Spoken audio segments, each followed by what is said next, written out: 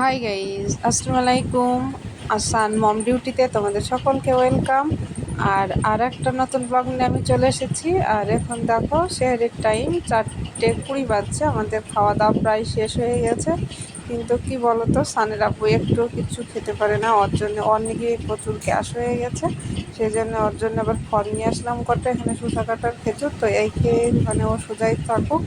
তো ওর জন্য দেখো, তো ও একটা হাতে তুলে নিয়ে খেয়ে বেড়াচ্ছে। আর এই দেখো ভাতগুলো দেখেছো, ওই কটা ভাত খাই, তবু আজকে আবার সে কটাও খেতে পারলো না বেচারি। এখানে শান্ত ঘুমিয়ে আছে। আর এখন দেখো বাহিরটা যে অন্ধকার, কিন্তু কি বলতো, নামাজ পড়ে উঠতে উঠতে আবার একটু না শুতেই দেখবো একদম পুরো পরিষ্কার হয়ে গেছে। তো একদম দুপুরে দেখা হচ্ছে। তো আমি আগে নামাজ পড়ে নিই। তো এর মাঝে আর কোনো ভিডিও করা হয়নি। এটা দুপুরে রান্না চলছে, চলো দেখো। দেশি মুরগির মাংস হচ্ছে, তো এটা সিদ্ধ হোক। সান আবার টিউশনি আছে আর 3টের দিকে, তো সেই জন্য এগুলো করেছি।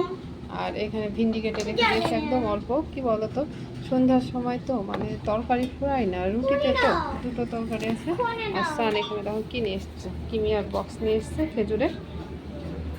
তাই তো আমাদের এখানে দুটো কিমিয়ার বক্স কেন গো? ওটাই ফ্রুটস কেটে রাখলাম একটু, সন্ধ্যাবেলাতে খুব দেরি হয়ে যায়, তাই এখানে ফ্রুটস কাটা আছে 3 রকমের, হাত কি সাথে। আর আমার খেজুরটা শেষ হয়ে গেছে, তো ওটা আমি কেটে ফ্রিজে রেখে দিই। আমি ওটা দিয়ে হয়ে গেছে, আমি মেরে দিচ্ছি। চলো চলো চলো চলো, খুলতে হবে। এটা ওপেন করতে পারছে না, এটা এখানে ওপেন লেখা আছে না। কই রে বাবা, ওপেন, দাঁড়াও আমি করে দিই। হয়ে গেছে।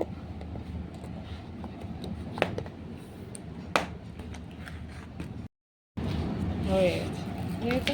এই খেজুরগুলো খুব স্মুথ, খুব সুন্দর। সান খেজুর খায় না, কিন্তু এই খেজুরটা হলো সানের খুব পছন্দের। সান একটা তুলে নেবে না, সান এখন একটা আপেল খাবে। একটা আপেল নিয়ে নাও, একটা হাতে আপেল নিয়ে নাও। পাপা পাপা পাপা, ঠিক আছে খেজুর নিয়ে পালাম। একটা আপেল শুদ্ধ নাও, একটা আপেল। ভাত হয়নি তো এখনো, এখানে দিও না আব্বু। সন্ধ্যায় টাইম হয় না বলে আমি এগুলো কেটে রেখে দিয়েছি। তো ফ্রুটসগুলো এখন আমি ফ্রিজে রেখে দেবো, একটু ঠান্ডাও হবে। ওরে বাবা, আজকেও সকালে সানের আব্বু ছিল না, তাই আমার মানে দোকান থেকে আসতে অনেক লেট হয়ে গেছে। তো সেই জন্যে রান্না করতেও লেট হয়ে গেছে, অন্য কোনো কাজ হয়নি। তো এখানে আমার এটা সিদ্ধ হোক, সিদ্ধ হতে হতে আটাটা মেখে রেখে দিই, তারপরে গোসলে যাবো আমরা দুজনে। এখনও গোসল করা হয়নি, তো চলো এখানে ময়দা মেখে নিই। কী করছো তুমি ওখানে? দুষ্টুটা খুব জ্বালায়। তো এখানে আমি ময়দাটা মেখে রাখছি। ময়দা মেখে রাখছি কী হয় বলো তো, রুটিটা করতে যখন ফাঁক পাই তখনই ধরো রুটিটা তৈরি করা হয়ে যায়। আর ওদিকে তো আমার তরকারি দুটোই হয়ে গেছে। তো সানের এখন আমার দুজনেরই গোসল হয়নি। এখন আমরা দুজনে এটা ময়দাটা মেখে ঘরটা মুছে আমরা গোসলে চলে যাবো। আর আমার ভিডিও যদি তোমাদের কোথাও যদি কোনো অংশ ভালো লেগে থাকে তাহলে প্লিজ সাবস্ক্রাইব করো। তো দেখতেই পাচ্ছ এখানে আমার ময়দা মাখা কমপ্লিট হয়ে গেছে। তো এটা ঢাকা দিয়ে রেখে দেবো। তো এটা দেশি মুরগির মাংস ছিল। তো ঝোলটা কীরকম থাকবে সানের আব্বুকে জিজ্ঞাসা করছি। সিদ্ধ হয়েছে কি বুঝতে পারলাম না তো, কী করে খাবো? রোজায় আছে না, দেখো ছিঁড়ে দিতে হয়ে গেছে। তো আমি মাংসটা এখানে অল্প পরিমাণ রান্না করেছি, তার কারণ এটা আমরা শুধু একবারই খাবো রুটিতে ইফতারের পর, সেই জন্যে অল্প পরিমাণ রান্না করা হয়েছে। আর এটার পরও আমাকে মানে ভিন্ডি রান্না করতে হবে। সান শুধু ওই একটা তরকারি খায় না, ও ভিন্ডিটা খেতে ভালোবাসে। ওর মানে ওর অন্য সবজি ছাড়া ভিন্ডিটাই হয়তো ওই লেল সবজি বলে চলে যায় বলে কে জানি। ও ভিন্ডি দেখেই বলছে মা আমাকে ভিন্ডি করে দাও, আমি এটা খাবো।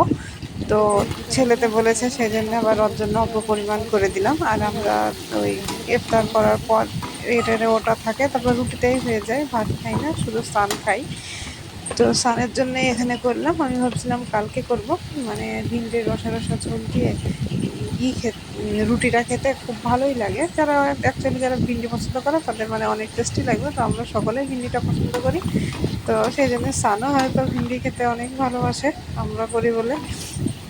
তো সানের জন্য এখানে ভিন্ডিটা চাপিয়ে দিয়েছি। তো ভিন্ডিটা করার পর মানে এটাকে লো ফ্লেমে দিয়ে আমি সান গোসলে যাব, সেই জন্যে ভিন্ডিটাকে দিয়ে দিলাম। আর ভিন্ডিতে আমি একটু পেঁয়াজটা বেশি করে দিই, তাহলে মানে খেতে অনেক টেস্টি হয়। আর এটা আমাদের ইফতারের সময়, তো আজকে আমাদের ইফতারে এটাই মেনেছে।